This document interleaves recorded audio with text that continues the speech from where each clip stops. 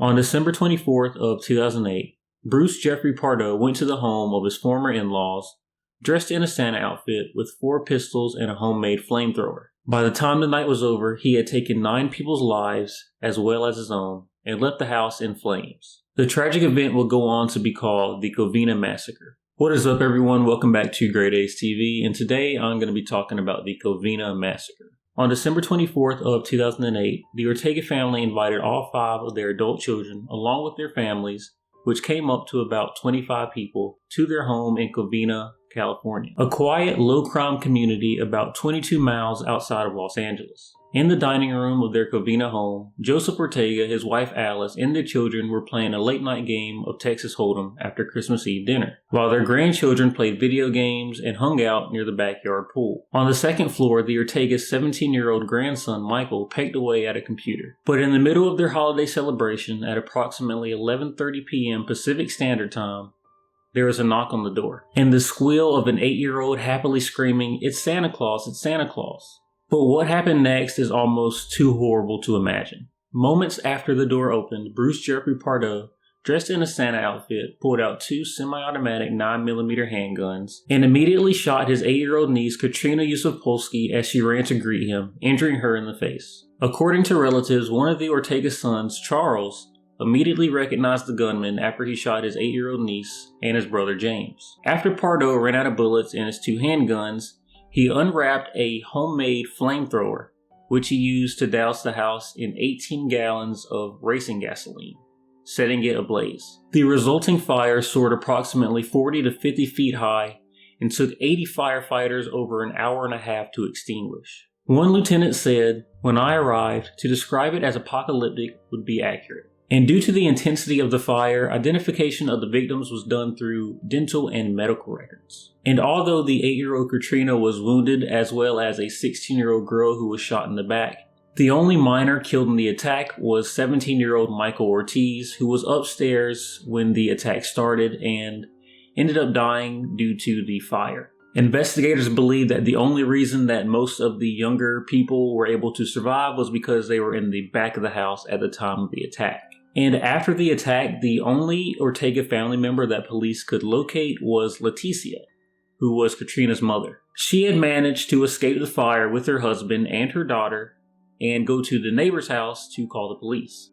Covina 911? Yes, I'm on Northwest Avenue. I'm a homicidal guy, and he shot my little cousin right now. Okay, can you tell if there's anybody injured? Because we have fire department and officers en route. Hello? Hi. Please come immediately. Who's in your house? Immediately. Ma'am, is the guy in your house right now? We're having 2 houses down on the cookie section. Okay. Ma'am, hold on. Is he at your house? Yes, he's shooting. What do you think his name is, Bruce? His name is Bruce Pardo. Okay, and who is he to you guys? Excuse me? Who is he to you? He's my ex-brother-in-law. They're going through a divorce right now. Okay. With my sister. Hold on 1 second, okay? I don't know who else is alive. I know, ma'am. Just stay on the phone with me, okay? My whole family, there's 30 people, 25 people. I know. It's okay. The officers are there. They're trying to get to you guys, okay? He came in through the entrance of the door, and there's a Santa Claus suit, and I didn't see them when he shot. I heard the shots, and they were like poppers, and I wasn't sure what it was, so everyone started panicking and running, so we all dove under the dining room. Some of us dove, some of us left. I don't know. My mom's house is on the... Ma'am, the fire department's there, okay? What's he wearing? What is he wearing, please? What is he wearing? Please tell me. My nephew, what is he wearing now? He changed his clothes from Santa Claus clothes. Okay, let me know what he's wearing. Black clothes. All black? He's on neighbor's stores. After the attack, Pardo put on his street clothes and drove his Dodge Caliber rental car to his brother's house in Sylmar, about 30 miles away from the crime scene, where he was later found dead from a self-inflicted gunshot wound. And interestingly enough, investigators initially had no idea that Bruce had anything to do with the tragic event that took place in Covina. But after looking into Bruce's past, investigators discovered he had an ex-wife named Sylvia Ortiz, whose divorce from Bruce was finalized on December 18th of 2008, just a a few days before the holiday. Police dug deeper into the divorce to find out if it had anything to do with Bruce's death, and realized that Sylvia's maiden name was Ortega, which meant that she was one of the Ortega family members that tragically died on Christmas Eve. On Christmas Day, police also interviewed Leticia, who said that despite the Santa costume, the beard, and the hat, she could identify the shooter as her sister's ex-husband, Bruce Pardo. A reporter said, "This divorce shattered Bruce Pardo. It became his obsession, and Bruce began to plot ways to get back at Sylvia. I think that he decided that he wasn't just going to kill her, but he was going to kill everything that she loved and take it, wipe it off the face of the earth." It was initially believed that Pardo intended to flee to Canada by plane due to the fact that he bought a plane ticket on Air Canada. However, later it was discovered that the flight was actually from Los Angeles to Moline, Illinois. It was also discovered that Pardo called his high school friend who lived near that area days earlier and planned to visit him. But investigators are unsure if Pardo actually planned to visit his friend or if that was just to throw off the investigation. So I know what you're thinking. If Pardo was planning on escaping, why did he end up shooting himself? Investigators believe that due to suffering severe third-degree burns so bad that part of the Santa suit he was wearing at the time of the shooting ended up melting onto his body, that Pardo decided to go against his initial plan. Police also found $17,000 in cash wrapped to his leg in a girdle, and his rental car that he parked about a block away from his brother's house, which was rigged with remnants of his Santa outfit, which if removed would ignite a flame and basically blow up the car. Also recovered from the scene were 4 13-round capacity handguns, all empty, and over 200 rounds of ammunition. And police ended up having to call a bomb squad for the rental car, and the bomb squad basically decided that it was just so dangerous that to just blow it up. So they cleared out the neighborhood as much as they could, and they just blew the car up. At least 13 children were orphaned due to the massacre, and 2 others lost one parent.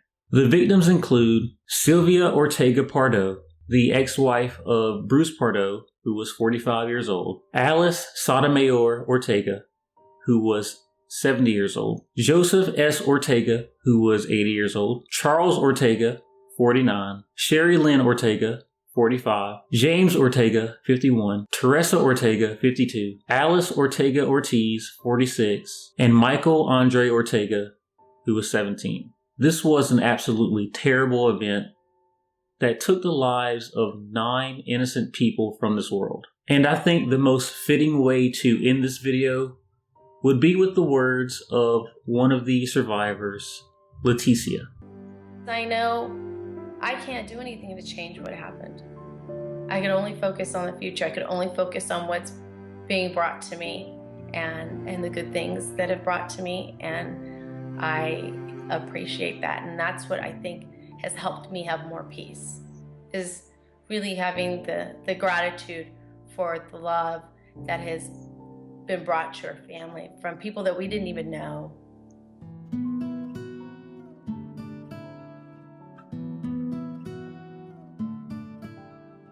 You don't want to give him more power. No, this is what he's done.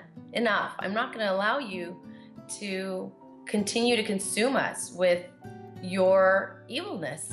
You don't want that anger to live within you day to day and grow just like it did with this monster. I call them monsters. They're just monsters. I can't put their name or attach a name to them. They are no longer a person with the soul because they're completely lost.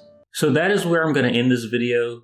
Thank you guys so much for watching. I know it's been a while between videos. A lot has happened. I've moved across the country. I've gotten a new job. A lot of things have happened. So bear with me. But new videos will be coming soon. So thank you guys so much for watching. Please remember to leave suggestions. That's how I find a lot of these videos. This video I looked for personally just because I wanted something that related more to the holidays, since this video is going to be going up on Christmas Eve. I thought it'd be a fitting video, and it's just a terrible story that I felt more people needed to hear about because I've never heard about this until now. So thank you guys so much for watching. Make sure to like, comment, and subscribe. Do all those nice things. And like always, I will see you next video.